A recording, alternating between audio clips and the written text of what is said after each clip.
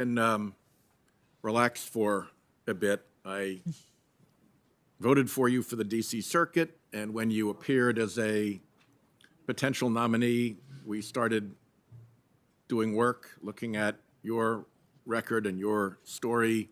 We met with the president to discuss his process and his goals. When your nomination was announced, we obviously brought the work on your record more into focus, and now I've had the chance over, 15, 16 hours to see your performance in this hearing, which I think sets the gold standard for patience and courtesy. So I'm prepared to not only support you, but to let you know that I will be very proud and very honored and very excited to support you. There are two things that have come up during the course of the hearing, Mr. Chairman, that I'd like to take my time to have a chance to respond to. And the first has been a question, I've been through a bunch of these now. I don't think I've ever heard it come up so much. Questions about the nominee's judicial philosophy. I didn't know you needed to have one. I actually thought that when you're dealing with the Constitution, your oath of office, the constitutional precedents, and the Constitution itself kind of gave you your guide path. And when you're construing statutes, the law and the conventions of the language and your logic gave you that path. So the fact that Judge Jackson has said, I don't have a judicial philosophy, I've got a judicial methodology, doesn't bother me a bit. In fact, it kind of bothers me, the expectation that a nominee to the Supreme Court should have a judicial philosophy. Because a judicial philosophy can be a screen for a predisposition that judges, frankly, should not have, but that folks and powers and interests influential in the process may very well want them to have. So, when I think about judicial philosophy, one of them that's come up a lot has been originalism, and one of the problems with the judicial philosophy is occasional adherence, selective adherence, which in my mind makes it less of a judicial philosophy and more of a doctrine of convenience to be trotted out when it helps the people that you want to help. And originalism strikes me as being that kind of a doctrine. And the place where I think we have the biggest gap between philosophy and practice in all of this has been with respect to what I've witnessed with respect to corporate power in our democracy in the time that I have been in the Senate. If you go back to the founding days, there was no expectation that corporations would have any role in American democracy. Nil. Doesn't turn up in the constitutional debates, doesn't turn up in the arguments leading up to the approval of the Constitution. It's only when corporations became big and powerful many decades later that they began to intrude in our politics, and they corrupted our politics in a terrible way, history shows. And that led to the movement by muckrakers, whose probably best leader was Teddy Roosevelt, to knock down the grasping political power of corporations and rein them in. And we had some real victories at that time, but ambitions of those of great wealth and power do not go away, and they have continually crept forward. It's an age-old story. And right now, we have corporate power controlling this Congress in a way that is really remarkable.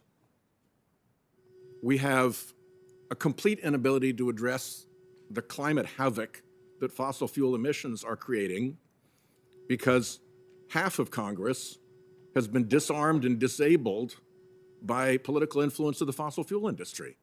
We can't even have a reasonable and sensible discussion on it because the power of that industry is so great.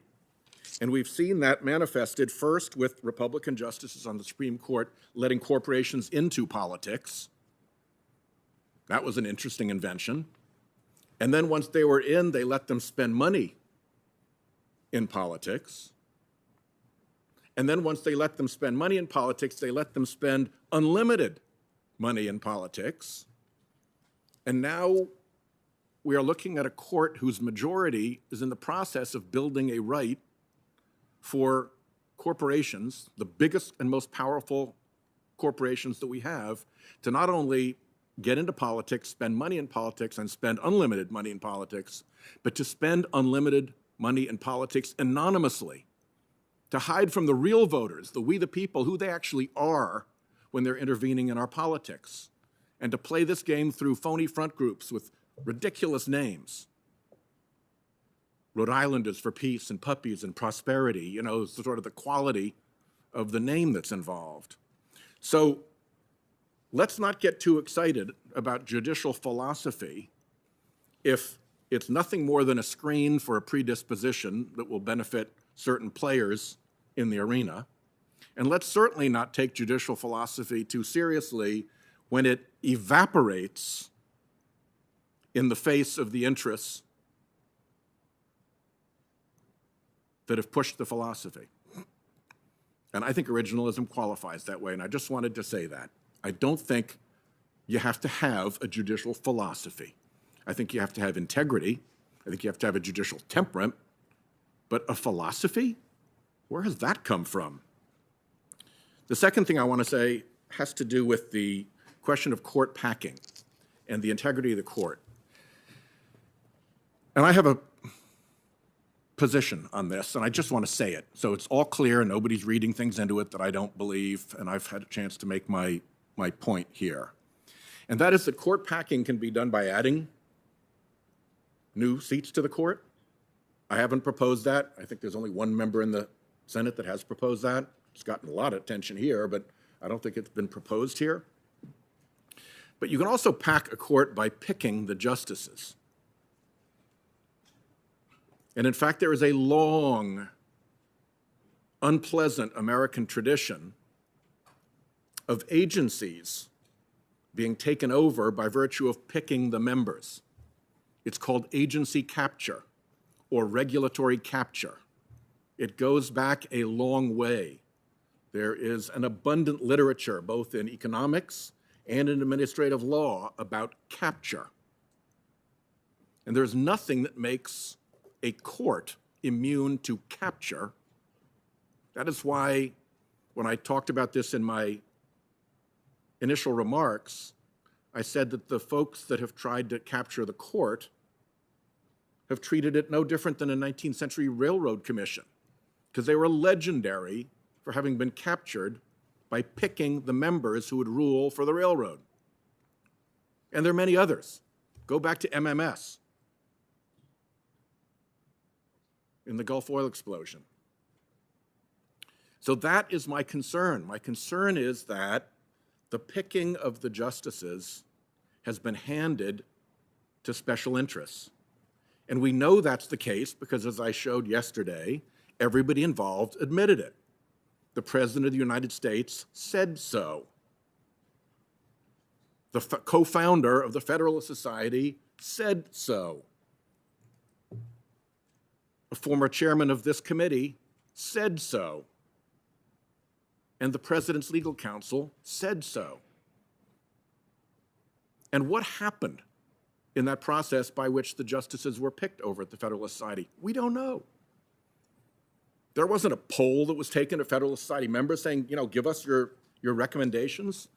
I don't know that there was any meeting of the board. Let's take this up. Let's go through a proper agenda.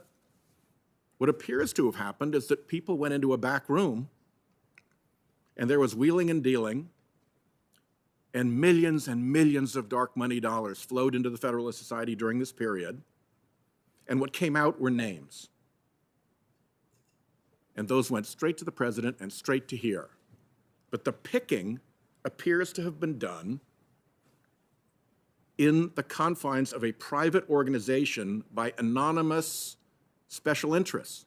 There is no country in the world that does that by way of how you pick judges. If we went to some banana republic to try to educate them in democracy, and that was the way they picked their judges, we'd have a lot to say about it. But that is the way that recent justices have been picked. Court packing by court picking.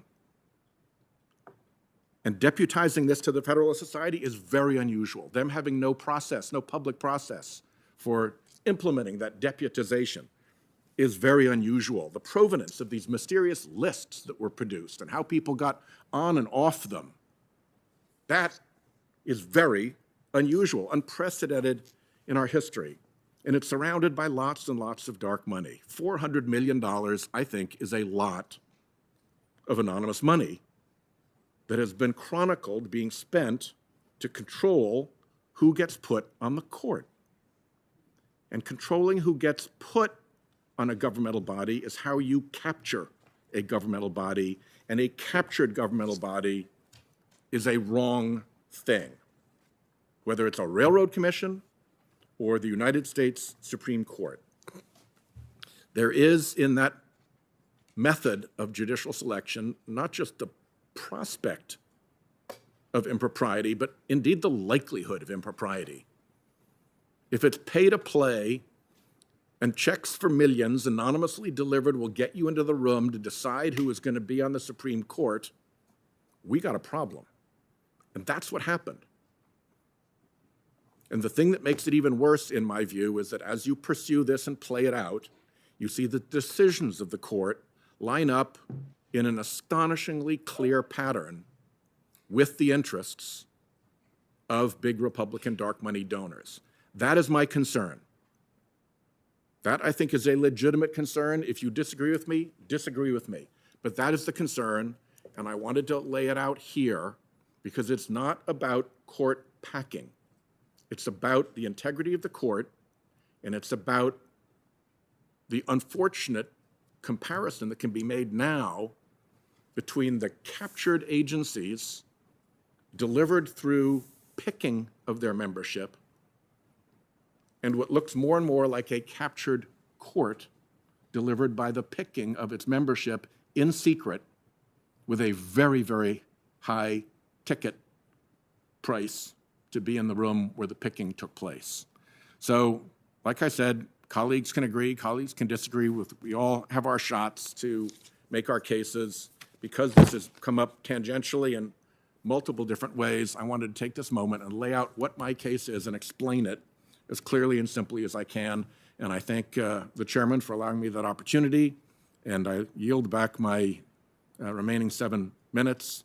And I congratulate, Your Honor, you for the patience that you've shown with all of us. It's not over, but it's close. Thank you, Senator. Thank you, Senator Whitehouse. And of course, you've joined the Hall of Fame, yielding back 7 minutes.